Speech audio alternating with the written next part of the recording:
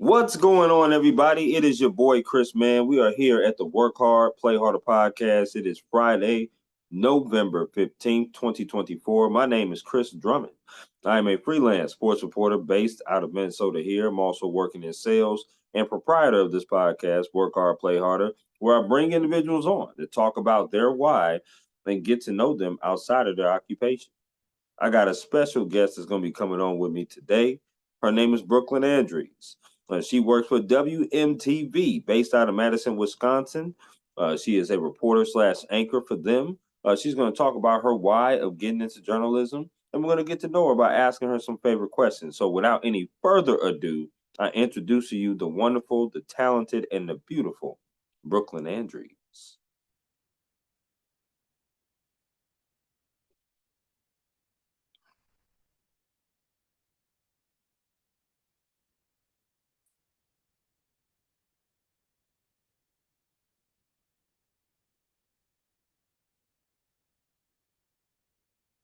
Hello. Good morning, Brooklyn. How we doing? Good. How are you? I'm doing good. I'm doing good. Just want to say good morning again, and Yes, thank you for coming on my podcast. Work hard, play harder. How's your Friday starting off? it's good. It's beautiful outside, so no complaints. You ain't lying about that. I love the background. That is absolutely amazing. I'm gonna kind of start over again. 'Cause I know we first tried this a few days ago, but I'm happy that you worked with me. Thank you very much. I appreciate that. And I'm gonna reiterate to you why I wanted to have you on here. Uh, I know you're a reporter and anchor for WMTV based out of Madison, Wisconsin. I love talking to other reporters, journalists, because I'm a journalist myself who is freelance. I've been in the industry. I know about the industry. And I love talking and getting to know people's stories, right? We're so used to going to get other people's stories, being a storyteller for our communities and stuff like that, that we rarely get a chance to sit down on the couch and be able to tell our stories. Everyone has a story to tell, and your story is just as important to tell as anyone else's, Brooklyn. So the reason why I wanted to have you on here is to share that. And I really do appreciate you allocating the time once again. Of course. Um, with that being said, let's get to it.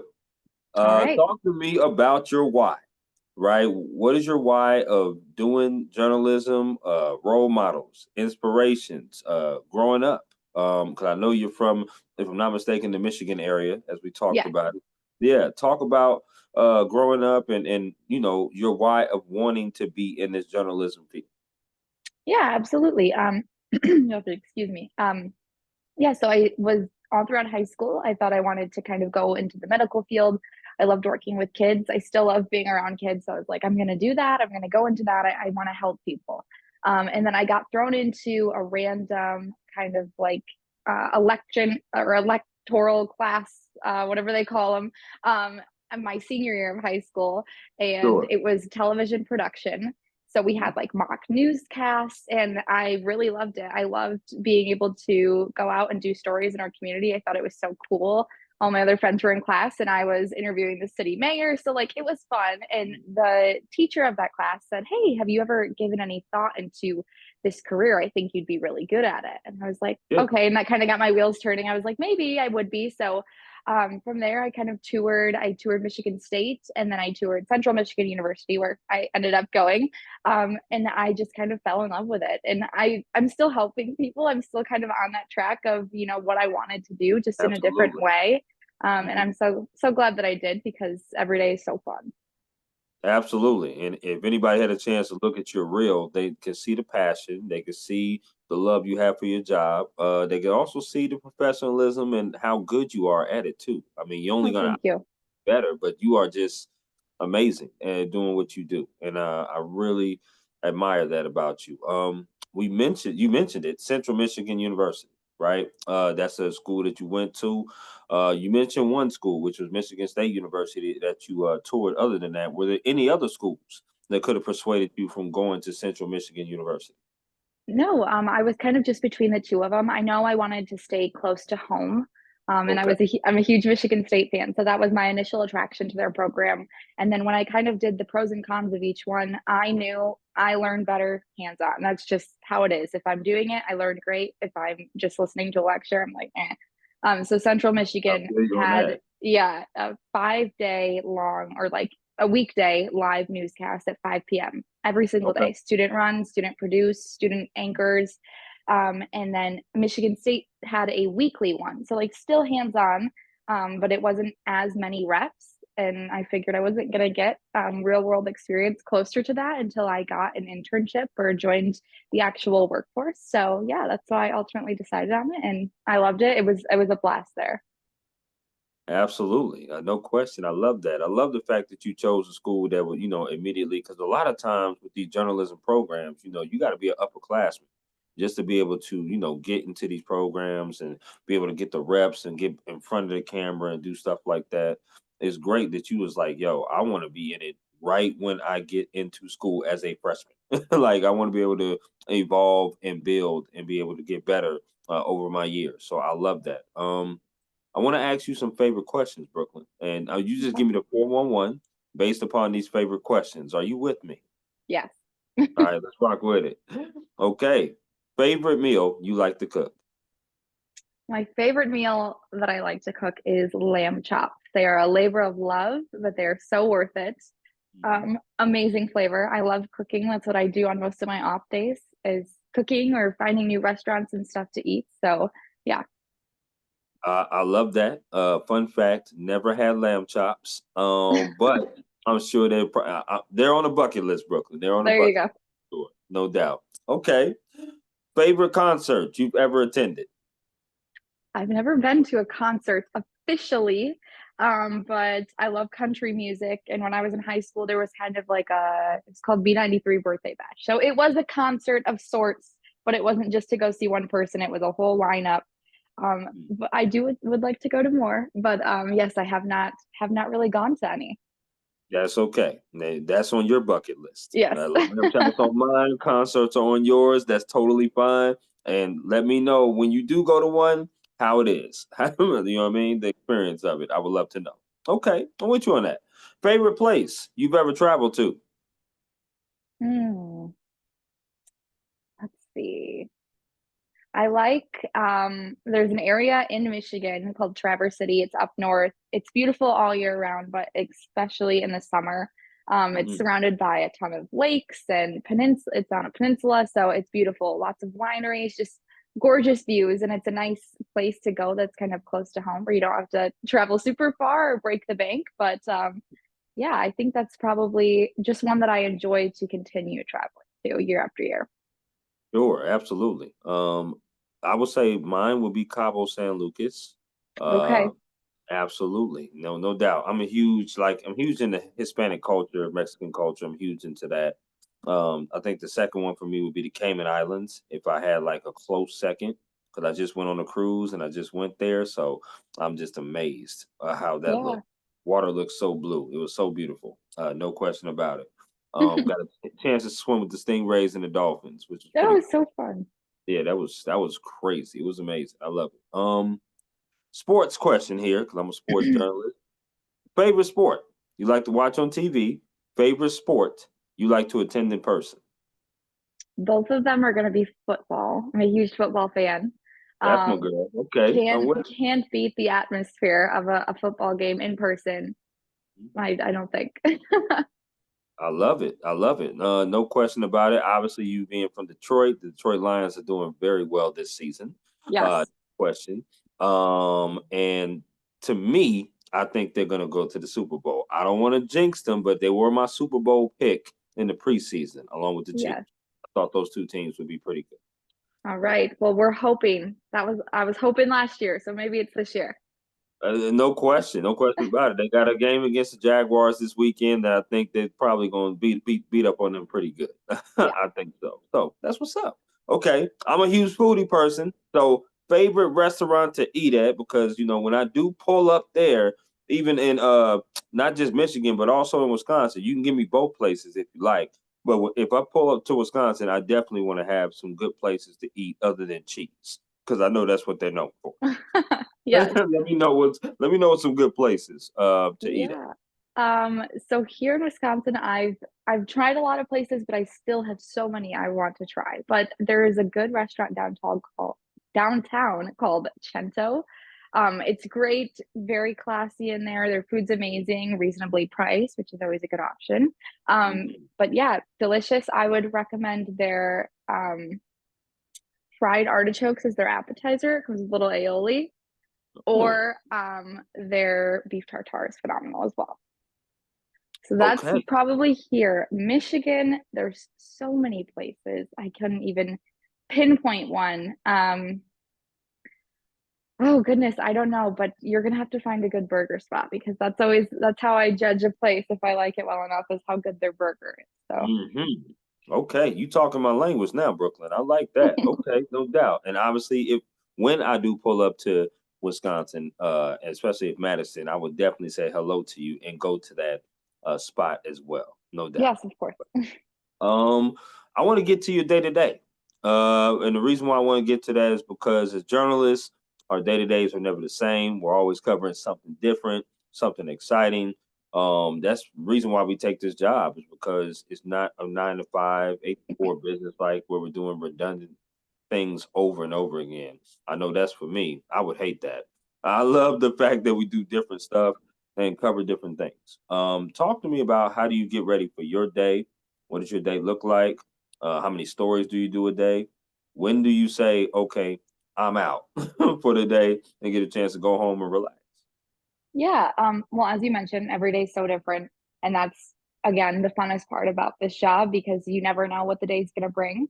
But if it is just kind of a basic, simple day, it usually starts with I get up around 2 a.m. because I'm our morning reporter, so it's early, early mornings. But now that I'm on the schedule, I love it. It was a tough adjustment, but Yeah, yeah. So I wake up around 2 a.m. I usually get into the station about 3:30, and then from there, the hope is that I've kind of already stacked my day in days previous. But from there, I go over, like, I write my scripts, I get everything loaded into ENPS, and then my photographer and I leave to whatever my assignment is for that day. And I set up all my stuff. So, unless it's breaking news, of course, right, we would go to that, but I will set up my live shots.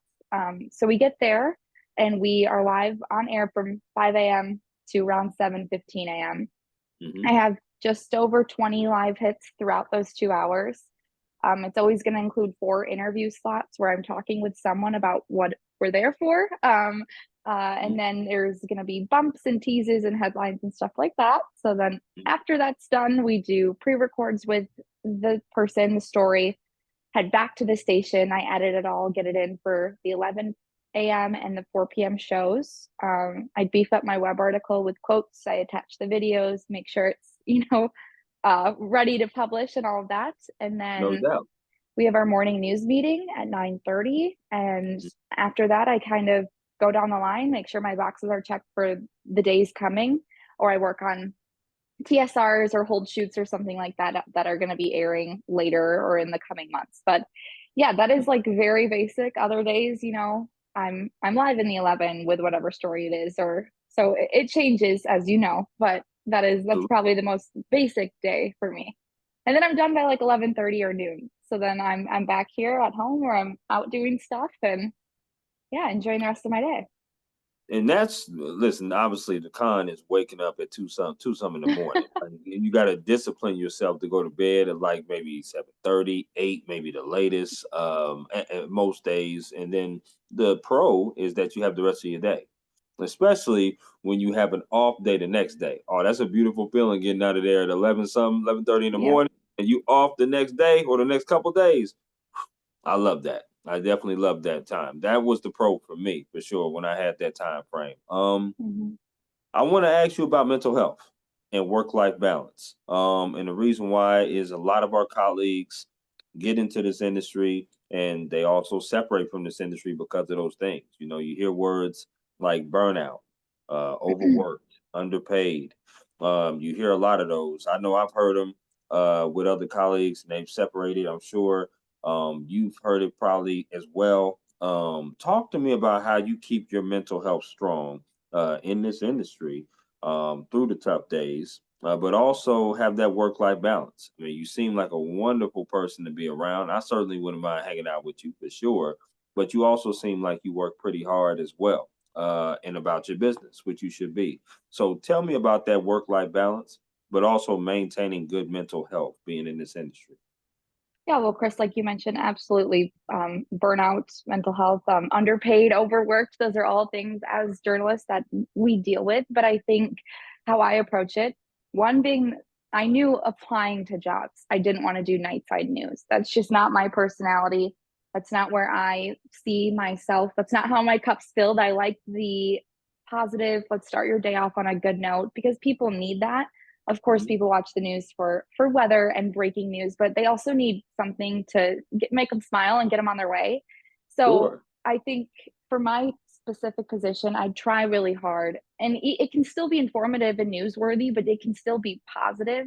If we're talking about an event or a charity thing coming up, that's still news. That's still important, but it's gonna make you feel good. So I think in terms of that helps me throughout my day, knowing, hey, I have a really fun story tomorrow.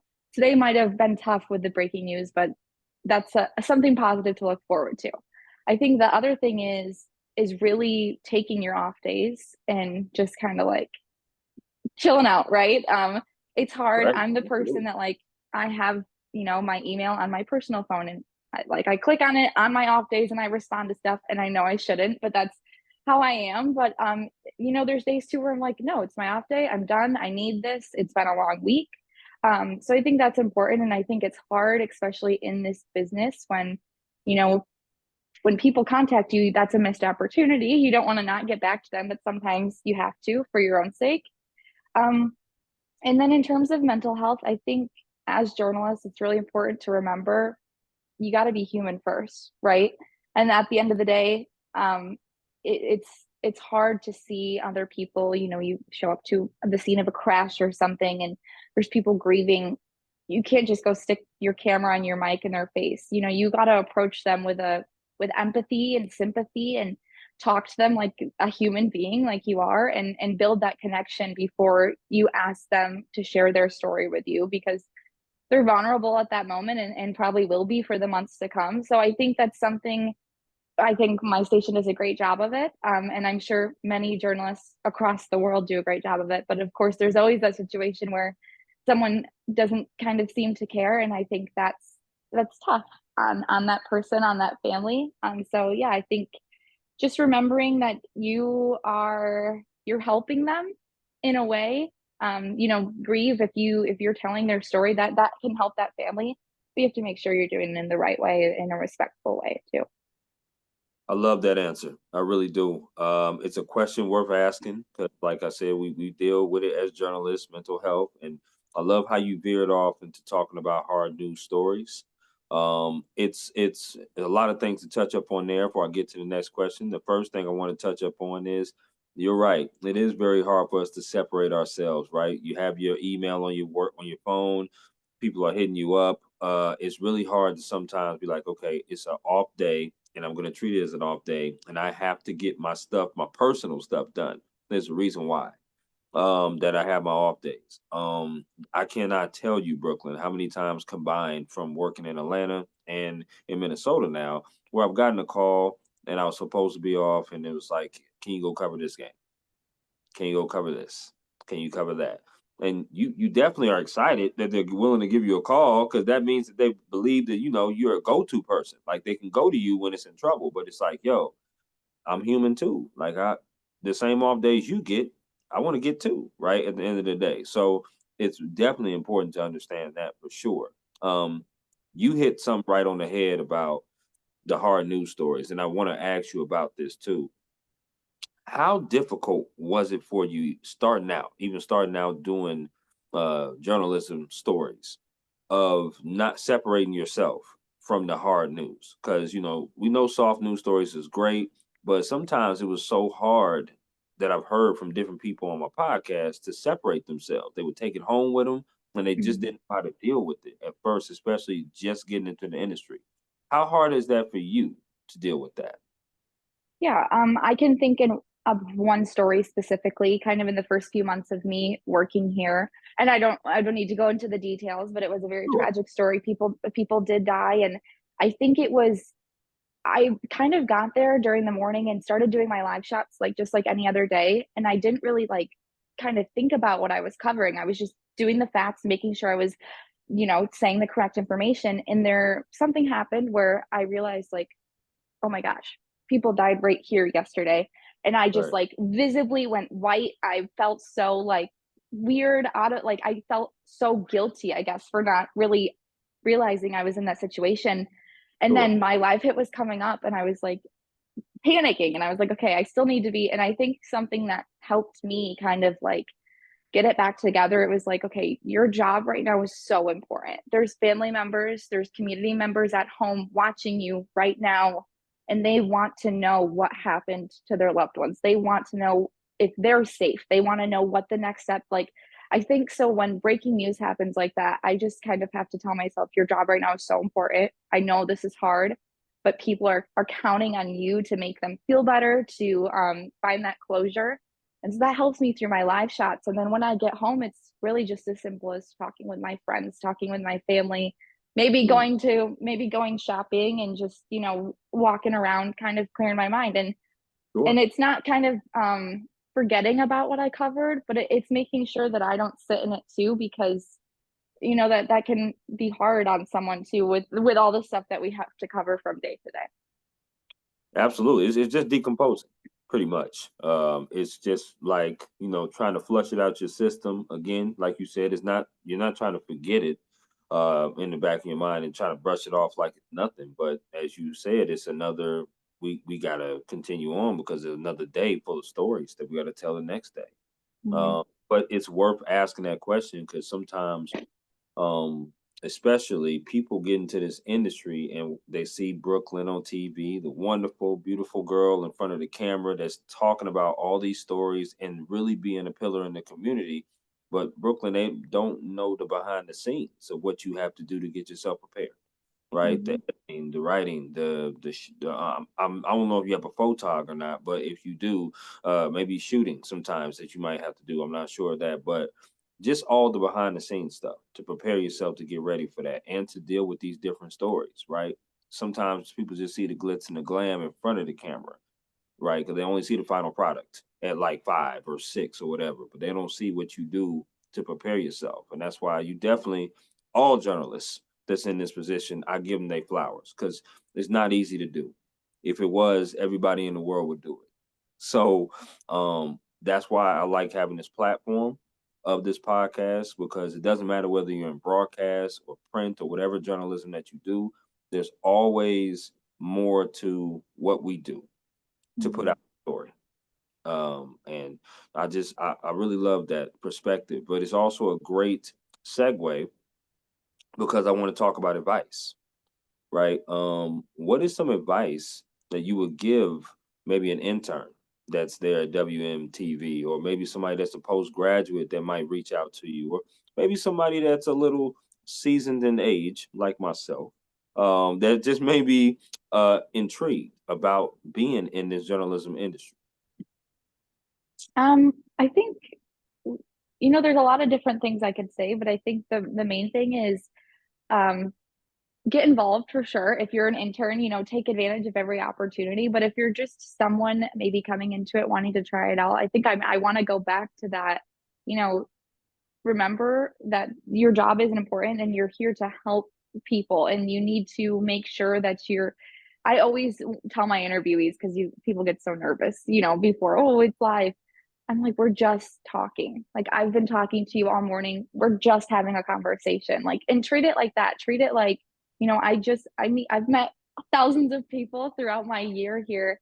And I feel like hopefully after I left, they all felt like comfortable and that we were friends and that it was, I think if you approach it like you're just talking to your friend on the couch, that's going to go a long way. And instead of just Q&A and, like making them kind of feel like they're not anything besides the story.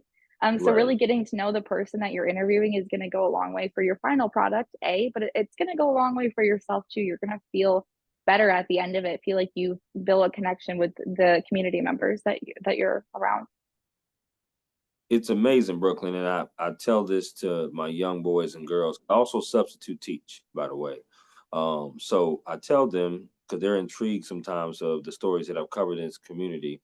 Um, if I put a 2x4 down on the floor and I tell you to, walk on it, like a long big 2x4, take one foot in front of the other and put it on the ground, it'll be easy. Easy Mm-hmm. for probably you to do that. Most people will be able to walk across it, right? But if I hang this 2x4 5 feet or 10 feet in the air and tell you to do the same thing, people will probably get a little nervous because now it's suspended up in the air. And it's Mm-hmm. the same difference of what you're talking about. When you're having a conversation with somebody and just a natural conversation, it's great. But sometimes when that camera and that red light comes on, people get a little nervous and they start talking a little, maybe talk a little different. And it is no difference though, because you're still Brooklyn and they're still them. And it's the same difference. It's no matter what camera's on or not. And I love that. I love the fact that you advocate that to the interviewee because it should bring a sense of calm, bring a sense of, okay, I'm not here to just, treat you as a story and as it is. I'm here as a caring individual that wants to get the information, but it's one of those things where I'm trying to be an advocate for people so that they can understand your story because this is about you at the end of the day. Um, Two of the things that I tell again, my high school and college people is try everything. That's the advice that I give. Try everything in college, whether it's radio, broadcasting, producing, writing, directing, whatever it is. Just try it. You may like it, you may not, but at least you tried it and you know what it's about Mm-hmm. because that's what you see. That helps you go into the path that you want to go into. And then the second advice that I give is be comfortable being uncomfortable. And I hope that makes sense. But be comfortable being uncomfortable. That's kind of how I live my life, Brooklyn. I really do. I live my life like that, and I love it because I think when you're always in comfortable situations, sometimes that can be a disease to you. I remember my dad said, "Comfort is a disease for progress." He used to always say that, and I was like, at first, I was like, "What the hell is he talking about?" Because I have no idea what you're talking but I had to kind of dive into it a little bit, and he's right. Your most uncomfortable situations really brings out your character, and it brings you out as well because now you're able to deal with situations, whether they're comfortable or uncomfortable. And being a journalist sometimes is uncomfortable. You're going up to random people, and you're trying to get 411 out of them, and you're talking about stories. And like you said, we talked about those hard news stories are difficult to do because you're trying to see when is it the right time for me to go up to this person and talk to them after something tragic has happened, right? How much time should I allocate them, right? Mm-hmm. And you never know because every situation is different. But be comfortable being uncomfortable is something that I definitely try to tell my young boys and girls out here in Minnesota for sure. Yeah, that's great. I think I deal with that kind of exact situation a lot, and it's like 5 a.m.'s coming, regardless if you're ready or not. Like, mic has to be in my hand, and I have to be talking on live television. And sometimes it's, I just think about covering the election. Like when polls opened at 6 a.m., I was live, and there's thousands of people in line, and I'm like, they might all be judging me, but I'm here just to say, like, yeah, I'm in this tight little corner and I'm like, I'm on regardless. So as much as I don't love where I am right now, I gotta do Right. it. And that's the job at the end of the day. And you know what? It's made me become, I mean, I was always a social person, but Hmm. it's helped me so much too outside of like my normal day-to-day life. It's simple things. Speaking up at a restaurant if my meal's wrong or something. Like I don't feel so. I'm just like, hey, I'm just telling them that, hey, can I have, So I Right. think it's helped me kind of become more social in my outside of work life too. And it's funny you said that because a lot of the guests that I have on here on this platform, I tell them that you got to have a certain kind of ego, not overconfident, but a certain type of confidence when you step in front of the camera. You got to feel like, you know what? I was born to do this and I'm going to be good at this because I work hard at this. and I want to do this, right? And like you just said, that's not easy. 5 o'clock in the morning, the temperature, you're outside. It may not be the warmest. You got a lot of people there that's looking at you, and a lot of people at home that's going to be looking at you too. And one flub, oh my goodness, right? You're live. You can't take it away. So Mm-hmm. that could be uncomfortable, but people don't know that. They don't understand that. They don't see that. All they see is Brooklyn in front of their TVs ready to talk about the election day and the polls. They don't even know Mm-hmm. what kind of mindset is going on or going through you in your body. And I love Yep. that. And I love the fact that you said it makes you comfortable.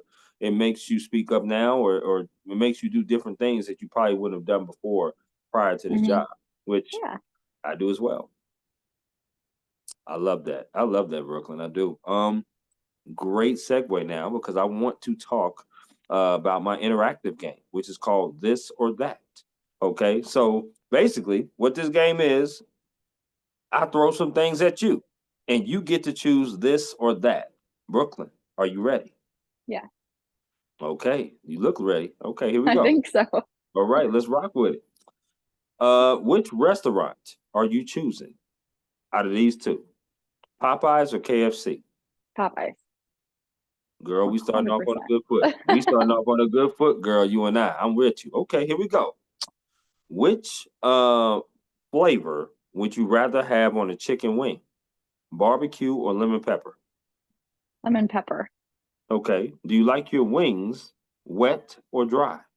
Wet. Okay. Do you like your wings bone in or boneless? Bone in.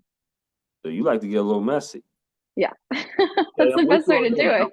I'm with you on that. Look, hey, you ain't got to sweet talk me. I'm with you on that. Absolutely. Get a wet wipe and then go to work. Absolutely. I love that. We are rocking right now. Okay, so these next four are music concerts you rather attend. Okay, so here we Okay. go. Which music concert would you rather go to? Eminem or Big Sean? M&M. Okay, I'm with you on that. Which music concert would you rather go to? Morgan Wallen or Luke Combs? Luke Combs. Ooh, I like how decisive you are. Okay, here we go. Which music concert would you rather go to? Casey Musgraves or Carrie Underwood? Carrie Underwood, I feel like. And I Mm, like Casey Musgraves, but Carrie Underwood is such like a, you know, I grew up my whole life listening to her. So, mm.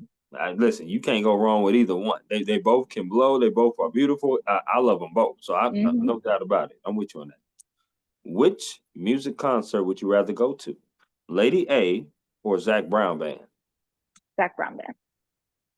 Okay, you got good music taste, girl. We vibing. I like this. You got some great taste. I like that. Um, which sport would you rather play?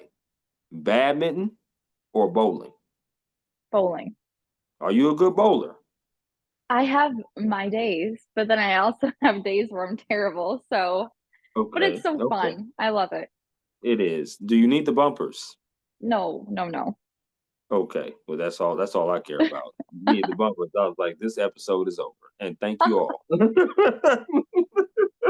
I'm, I'm just kidding. Which sport would you rather watch on TV? Basketball or hockey? Probably basketball. Okay. Okay. Are you sure? Yeah, I don't love either sport a ton. So I'd rather be in person at a basketball game, if that helps. I feel like the energy's higher, but I'd rather watch it on TV than watch a hockey game on TV. I'm sure. I'm with you on that. No doubt. I'd rather be in attendance for sure. Now, obviously, a favorite football NFL team is Detroit Lions. What's your favorite college football team? Hmm. I mean, I enjoy watching Michigan State. I always root for them, but sometimes it's a little tough. Sad. Yeah, you ain't lying about that. You are But not yeah, lying about that. and of Okay. course, my Central Michigan Chippewas. I always have to root them on. Oh, hold on. What's y'all mascot? What you say? Chippewas? Chippewas. Oh, I Yep. did not know that. Okay, Yeah. Chippewas. Okay, cool, cool, awesome. I just always liked y'all colors because y'all colors was like maroon and yellow. So I liked y'all colors for sure. hmm Yeah, so I like that. Okay, that's what's up. Do you like desserts? I am more of a savory person.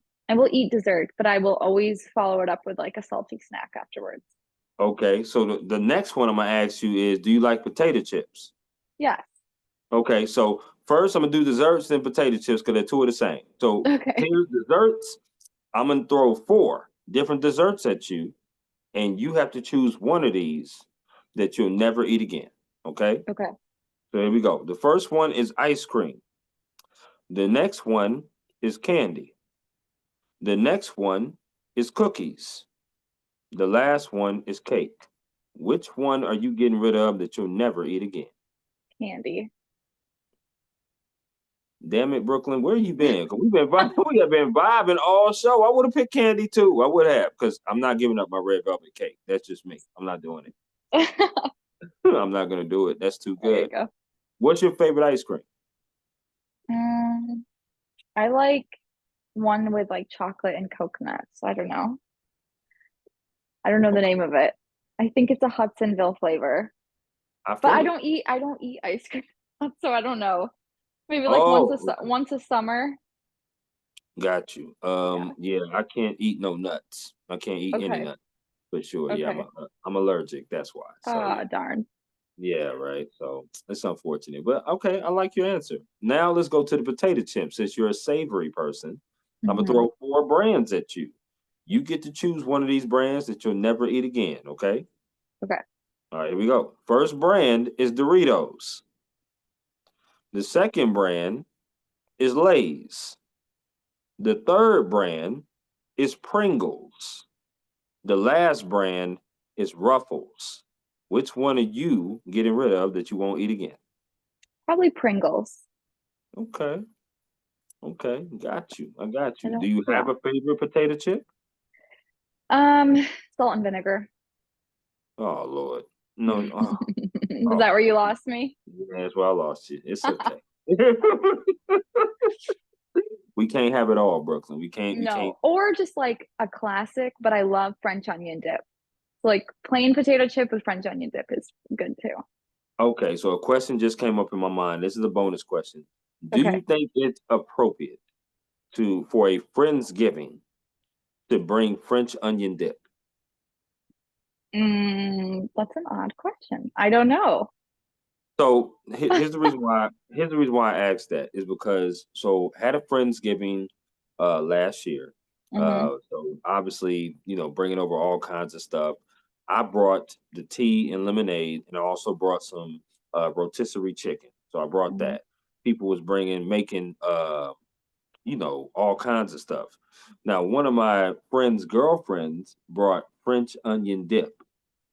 Now I told her, now this is me, and listen, I was like, what's going on? What's going on with this? She was like, well, it's French onion dip. I'm like, this is Thanksgiving, dear. Like, we don't eat dips for Thanksgiving. Like that's like a Memorial Day, 4th of July type of thing. Like you don't eat dips.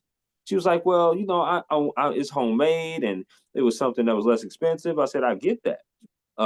And okay, you brought something. I get it. But then she didn't bring no chips. How you bring dip and you don't bring nothing to dip it with? I don't Mm. understand. Talk to me, I Brooklyn. Talk I to me. don't think it's inappropriate. Maybe she just wanted something simple. But yes, definitely would recommend if you're going to bring a dip, bring something to dip in it. I couldn't believe it. I couldn't believe when I saw it. That happened last year. And when you said French onion dip, I was like, wow. And you know what? At the Friendsgiving, Brooklyn, no one touched the dip. Oh, I would have ate it. I felt bad. No one touched. It was so much other food there. Somebody brought a s'mores pie, which I've never had a s'mores pie in my life, but it Mm. was really good. But it triggered me when you said that. So I just wanted your perspective. If you think, to me, I was like, no, don't bring that no more. Don't bring that ish no more. Bring something else. Go to Walmart, buy some cookies for 2 for $5. Do something else. Just whatever you do. But yeah, so that was me. But people thought I was 50-50, a little harsh on her. People thought I was a little real on her. I wasn't like totally inappropriate, but I was just like, yo, you gotta bring something else. You know what I mean? You did pretty good. You did pretty good on this or that, by the way. You did pretty good. Um, I love to ask this next question. And that is, if you wasn't doing journalism, What career path would you have chosen and why?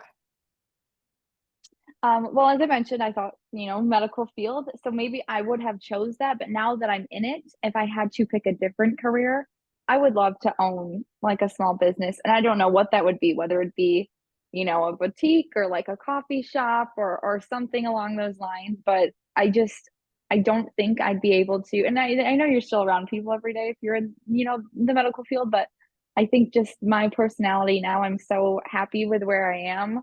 I'd want Sure. to have those interactions with people daily, like I do now, when they're doing something that makes them happy and feel good. So yeah, Absolutely. I think I would have chose theater for sure. okay. I love plays, love musicals, no question Hmm. about that. So definitely theater, acting on the stage. That would have been pretty cool because I'm Chris every single day. So it'd be Yep. nice to act like somebody else for sure. So for sure, that'd be pretty cool. These next two questions are top fours. I would love to get a top four from you as far as stories you have done. I would love to get some of your favorite stories that you have done in the industry. Oh my goodness, that's so hard. If you think about like I do, five Yeah, stories a week plus that for a year. Oh my goodness.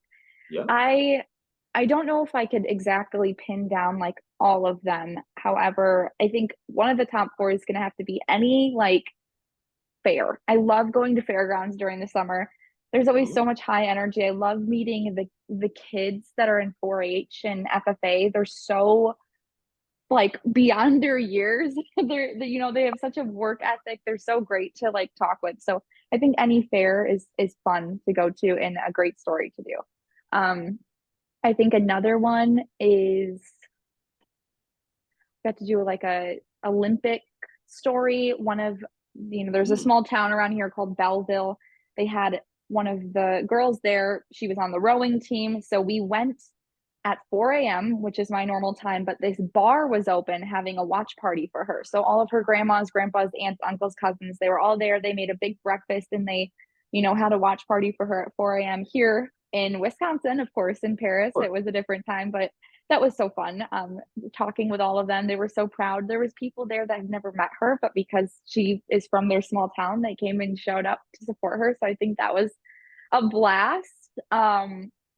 Okay, I Also, like that. yeah, also Olympic related, we were at this cheese shop downtown Wisconsin, of course, fittingly, right?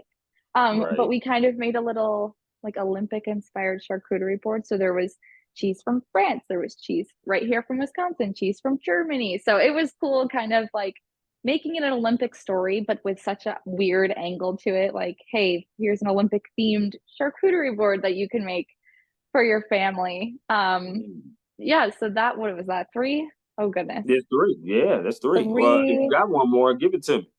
Oh, I climbed the world's tallest water slide up in Wisconsin Dells. Tallest water What? slide in America. I did that for a morning show and that was fun. My legs were shaking at the end of it, but it was a fun morning because like every hit I was like a different level up and like we're almost to the top, so it was fun. It was a good time. So okay, so at the fairgrounds, because I've done one story like that. Did you get a chance to try any of the fair food? Yeah, cream puffs. Phenomenal. Cream puffs. They're okay, it's like this little like pillowy, I don't know. It's sweet and then it's a bunch of whipped cream, essentially homemade, of course, and then a top. And it's like this big. And like when you see them in the store, they're small. But oh yeah, it was great. They made it for me fresh right there and it was delicious. I had whipped cream all over my nose, but it was worth it. Yeah, absolutely. Are you kidding me? So I tried fried Oreos. Have you ever tried that? I have not, but I've heard of them. So it was crazy for mine because we, in the fairgrounds, I was like, okay, cool. I'm going over here and I'm kind of covering it. I'm writing about it, and they's like, "Do you want to try some fried Oreos?" I said, "How in the world Oh do you yeah. fry Oreos? I don't understand that." And she was like, "Well, they look like the Totitos pizza roll. That's what they Hmm. look like, and they have the Oreo inside." And I was like, okay. And I tried it, and I mean, I had Oreo black stuff all over my mouth. It was so good. They gave me like five of them. I was like, this is delicious. I don't know how to make it, but that was some. That was some fair food that I forever will love that. So yeah, that Oh, was fair food is great. Yeah, can't beat it. amazing. I, You have to I'm like know you're going into the greasy eating, but it's so worth it. absolutely chicken on a stick, everything. I love it. So I'm huge in fairs and carnivals because I'm Hmm. a big kid. I'm a big kid anyway. So I love stuff like that for sure. The other top four that I want to do is events that you would like to cover. And I'll give an example of the top four that I would do. One is Olympics. Of course, with it being here in Los Angeles, which is my hometown state, that would be amazing to cover anything. Or even be there, period. Super Bowl, since I'm huge into sports, love the NFL. NBA Finals would be great too. Huge basketball person, and a college football or college basketball national championship game. I wouldn't mind Hmm. covering that at all. I think those top four for me would be amazing. With an honorable mention being the Stanley Cup Finals. That would be that. Yeah. I think I can think of three off the top of my head. One of them is NFL draft. So like I'm not a sports journalist, but I think the draft is so fun because you can take, especially with it being in Green Bay this year coming up. Yep. I would love to talk to like the businesses in Green Bay. Like they've probably spent, all year preparing for this, what they're doing, how they're gonna deal with all the people that are gonna be there. So I think Yeah. NFL draft is one. I would love to fly with the Blue Angels. That is like Oh my. very top of my list. Every year they take a media person and then a civilian, right? So that's up there. I'm hoping and praying, and one day I get to fly We're with them gonna because that speak would it be into like existence, girl. Speak it into existence. That's what we're dream doing. come true. Um, Absolutely. I would love to cover the Macy's Day Parade. I don't know if I would ever get sent to New York unless I'm working there, but I think it'd be so fun. It's just so festive and it's a great time. I love watching the Macy's Day Parade every Thanksgiving. So that's three. Four. I don't know. I'm trying to think. You know what? I can see you on a red carpet. I could see you doing something like that, like Yeah. yeah, because I think with your personality and the way that you are attentive and the way that you know music very well, I can see you like at the CMAs on like a red Okay. carpet, like interviewing people, talking to people, maybe pulling some stories out of them. Because you just have that aura about you that's amazing. So I think a lot of people would just come up to you and talk to you. That's just my opinion. Well, we'll go with it because I'm flanking on a fourth one right now. So Awesome, awesome. Wow. I don't think I've had anybody on here that said to fly with the Blue Angels, but now that I'm thinking about it, that'd be cool as hell to do. That'd be amazing. yeah, I'm Um, hoping. oh my goodness. Yes, I'm pulling for you. And please send my girl Brooklyn to Green Bay to cover the draft. I mean, especially since it's here. Come on now. Why not? Like, it'd be amazing for you to do that. That's for sure. Um, this next question has to do with advice. Now, we talked about advice you would give others to be in this industry, but what is some advice that someone has gave you that you hold on dearly to? Hmm. I didn't have a ton of like, I guess, advice given. I think in high school, the my teacher, Justin Herndon, that was like, hey, you'd be good in this. I think I just like over and over every time he sees me, even now, because my siblings still go to that high school and stuff, he'll be like, "You got this." And I know it's not advice, but he's like, "You got it. You're good. You're like," and that was like the same mentality he had with me in high school when I was like, "Oh, I might look at this college," and he's like, "You got it. You're good. You're fine." So like I don't know if that's advice, but I take that like every time I'm like nervous about reaching out on a story or something, I'm like, okay, I can do it. It's not that hard. I got it. So maybe that's kind of more of like a mentality that I've had from high school all through college until now. It's like, okay, what's the worst that's going to happen? Right. Absolutely. They tell me no. Okay. Not a big deal. So yeah, I think that made me confident when I was applying for jobs. I applied to jobs. I would have never in a million years thought I would have even heard back from them. And I did. I got offers from some, and it was just like I got it. Like I might as well submit my application and see what happens. So I don't know if that's exactly advice, but it's more of a mindset that I was put into my senior year of college by that mentor. No, I mean, it's definitely support, no question about it. Hmm. You definitely want to have that. So yeah, no, I would take it as advice because it's something that you draw back on, to be able to help you out, to be able to implement in your life. Like, sometimes you do get a little nervous reaching out to certain people about certain things, and you just have to have that reminder in your head, right? You got Hmm. it. You got this. It's okay. So it's pretty cool. I like that. A bonus question that came up in my mind, because you talked about applying for jobs. What advice would you give others that are applying for like different type of jobs? And what I mean by that is sometimes people get really discouraged when they apply for a lot of jobs and you hear a lot of no's. But I always tell my young boys and girls that you're gonna hear more no's than yeses. Hmm. But all you need is one yes. And then if you Hmm. get that yes, I tell them a couple things of make sure the company is willing to, give you a trip out to where it is. If it's somewhere like so far away or, somewhere just brand new, just make sure they're willing to give you a trip because you got to see your surroundings. If they're willing to do that, then you can kind of go off and, make decisions like that. But what advice would you give from your perspective on that? Yeah, I think the biggest thing would be don't be discouraged. I unfortunately a lot of, and I don't know if it's just this industry or if it's, spread throughout multiple industries, but a lot of times, like when you apply, they won't necessarily tell you no, you'll just never hear back. And like that's the reality of it. And that stinks so bad because you're like, are they, is there's that hope that's kind of like, are they still thinking about me? Are they still searching? Maybe they Right. haven't got to my reel yet, but they might have filled that position months ago and you might not even know.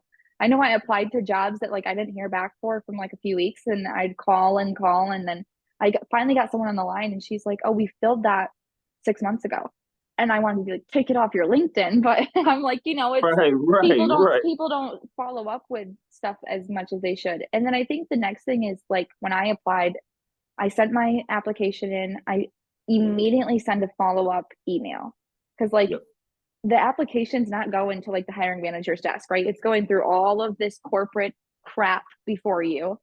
And yep, so I find out, I call the newsroom, who's the hiring manager on this position, send them a direct email. Hi, I'm so and so. I have an extreme interest in this position. Here's my reel, here's my cover letter. Give that to them. And then you can say, you can find my application in your system or whatever, your app, whatever, so that there's like no excuse, I guess, as to why they didn't see it, why it didn't come across their desk. So, like, just make sure you're doing everything that you can. And then following that email, maybe a week later, give that same person a call just to put a voice to the face or to the application, I guess, yeah. to make that personal connection to stand out from the other people that are just sending it in and hoping that they get picked. Absolutely. I mean, that's probably the best answer you gave. You gave a lot of great answers on this on this podcast episode, but that really is a good answer for people to just take with them. Like seriously, put the application in, do a follow-up, and then even with a follow-up phone call. It's not you being overzealous or anything like that or being too much. It's okay. Like Mhm. they get hundreds and thousands of applications and sometimes you do have to stand out for the job that you really want. So don't get discouraged. No question about it. I love that. We're coming to the end almost of the podcast. So now I want to do some rapid fire with you, Brooklyn. Okay. So the first thing that comes to your mind based upon these questions that I have, okay? Are you ready? I think so. I think you are too. Let's rock. Okay, here we go. Burgers or tacos? Burgers, Okay. Waffles or pancakes? waffle. Okay. Skydiving or ziplining? I haven't done either, but I would love to go skydiving. Okay. You definitely will not be disappointed. I've been once. You won't be disappointed. Okay, It's amazing. No question. Okay. Favorite color? pink. Okay. Favorite board game? I just like cards, like playing any cards. Um, I don't know exactly which one I would pick. Oh, board game. Yeah. Wait, back it up. Um, I don't know. I don't know. Michigan Rummy. That's not technically a board game, but it is kind of. Not Monopoly, Clue, sorry, Scrabble, Operation, none of that. No. Okay, let's move on. All right, we're okay. Well, here's your wheelhouse. Favorite card game? Trash. The what? It's so fun. You'll have to look it up. It's called Trash. Trash. Yes. Okay. And you just play with a deck of 52 cards. Brooklyn, we're going to talk about that offline. That's just what we're going to do. I'm going to look it up and then I'm going to come back to you. That's what I mean. Okay. Okay. So here we go. All right. Favorite alcoholic drink? Dirty martini. Okay. I like that. I like that. If you had three people that you can take plus you, so a total of four, on a vacation, where would you go and who would you take? I would go to Greece, 100%. I would take my boyfriend and then my mom and dad. I think that'd be, I know they want to go really bad too. So if I could give them that trip, I would love to. All right. That's what's up. I love that. That'd be amazing. If you had three artists or three songs that you could listen to on repeat and never get tired of, who would those artists or songs be? I'll go with artists for this one. I would definitely pick Luke Combs, Okay. 100%. Blake Shelton, I love all of his music. And then I love Lana Del Rey too, which is not country. So kind of make a little mix in there. I like that. I like the fact that you make a little mix in there. That's good. And I love all three of those artists. Those are very good artists. Favorite TV show? Friends, old one, classic. That is classic. Wow. Can't go wrong with that one. That's for sure. I want to ask this. If they told you, Brooklyn, you can only do one of these for the rest of your career, which one would it be? Would it be anchoring or reporting? Reporting, 100%. 100% reporting. Yes. Okay. I got you. Two more of the rapid fire. If you had to play a sport, which one of these sports would you rather play? Would you rather play volleyball or softball? I played volleyball in high school, but I always wish I would have tried softball. So I think at the age I'm at now, I think it'd be fun to play softball. Okay. Last one. If you had a sport to play and you had to choose one of these two sports, which sport would you do? Would you do basketball or tennis? Tennis. Are you good at tennis? No, I don't think so. But So you I'm say definitely you're not good at worse. basketball, I'll tell you I'm about that. to say, you say you're even worse at basketball then, right? Yo, yeah, yes. Okay. Well, listen, we can't have it all. Right. That's for sure. I'm terrible in volleyball, so it is what it is. I love that.